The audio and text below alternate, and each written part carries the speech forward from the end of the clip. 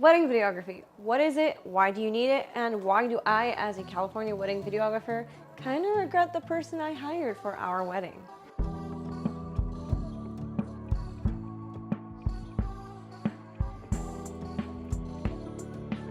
Hi, my name is Trinity, and I am a wedding photographer and videographer, and also a 2023 bride based out of Southern California.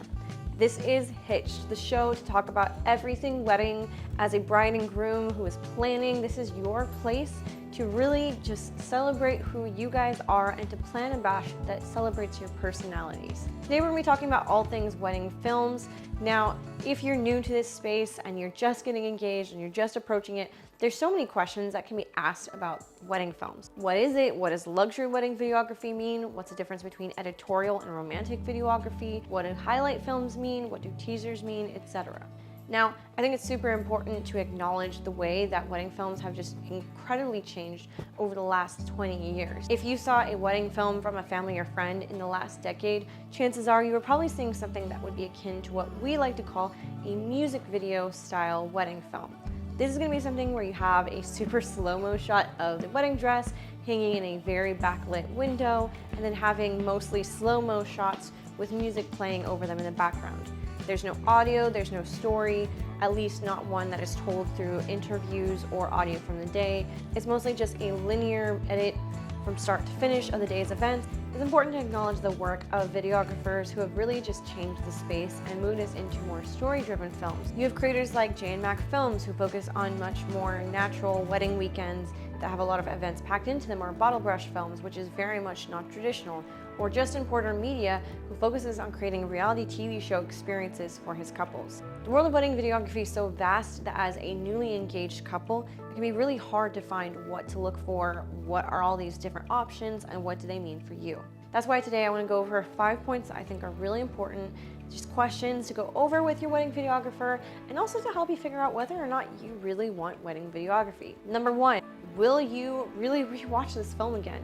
Now again, I am a wedding videographer and I'm a huge advocate of having those films. I think more often than less, all of us want to be able to go back and rehear those vows as we set them on the day. We want to be able to hear our mom getting choked up putting her dress on us. We want to be able to go back and hear those speeches. But not everyone is the kind of person who's going to want to really experience these things again via video. Or they're happy to hire a photographer and those memories will suffice for them. It's important to be honest with yourself. If you know this is the kind of experience that you want to be able to relive over and over again in film, then don't spare yourself that cost simply because you think that it's better to go with a cheaper option. Not having wedding videography or choosing to hire a cheaper and experienced wedding videographer will often lead to you being extremely disappointed, as a wedding day is a day that you really can't get back. Now, one of the things that I love doing for my couples in order to help them to rewatch their wedding film is gifting them with a video album. This is going to be sort of like a photo album where you can open it up and watch the video inside.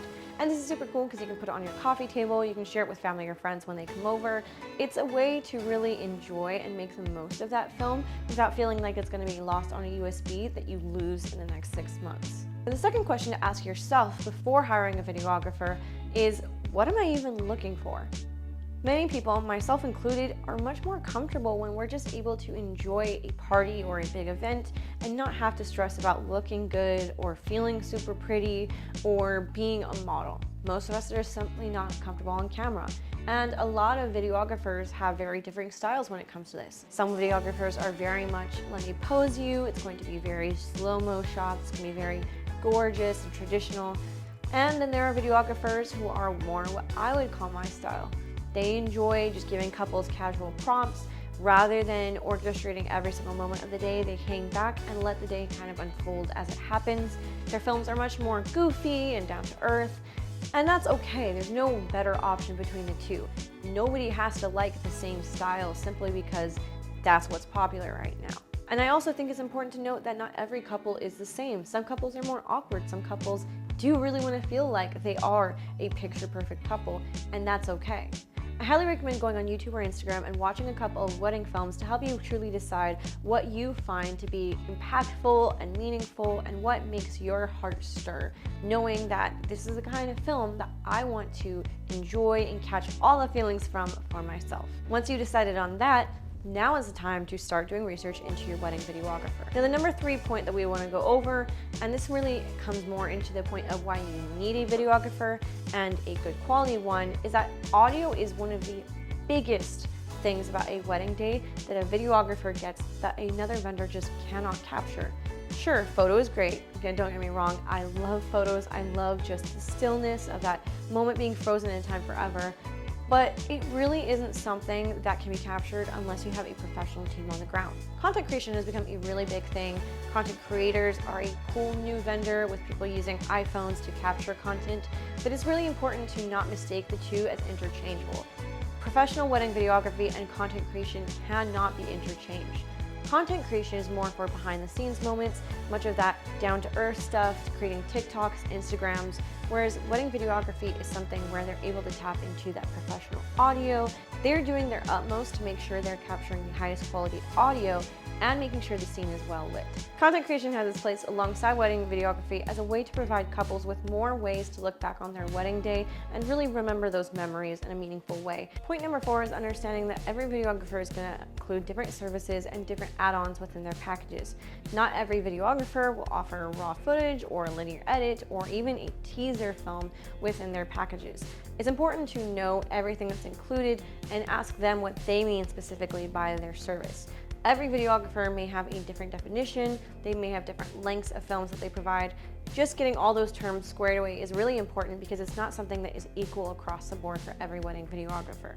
Point number 5 on why you need a wedding videographer, and a good one, is because when we had our wedding, while I really was excited for the wedding videography, we chose to go with someone who, while less pricey, did not quite offer the experience that we wanted. And I am going to emphasize this over and over again. I think experience is one of the most overlooked things when it comes to the choosing of vendors and how we view our wedding season. If you're a fan of the Netflix series Bridgerton, which, let's be honest, who isn't these days, there is a certain season in which all the ladies come out and it's an entire time of their lives. And I think it's really important that we compare that sort of concept to the time in our lives when we are brides and grooms to be. There's so much that goes into that season, from trying on dresses to your bridal shower to getting together with friends and celebrating your engagement.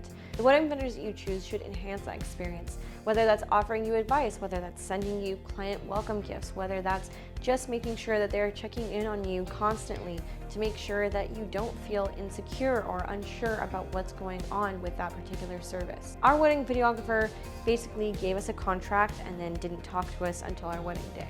And that's perfectly fine for him if that's how he wants to run his business, but that wasn't the kind of experience I was looking for as a bride. Going beyond that, we actually had an associate shooter show up on our wedding day rather than the lead shooter with no warning, which is something that's super important to address with wedding videographer to make sure that that's not the kind of thing that they would do to you without being made aware of the situation. Additionally, our wedding film didn't feel very true to our personalities and our stories. Our wedding videographer didn't get to know us very well, didn't know anything about how we got together, and didn't really create a story-driven film.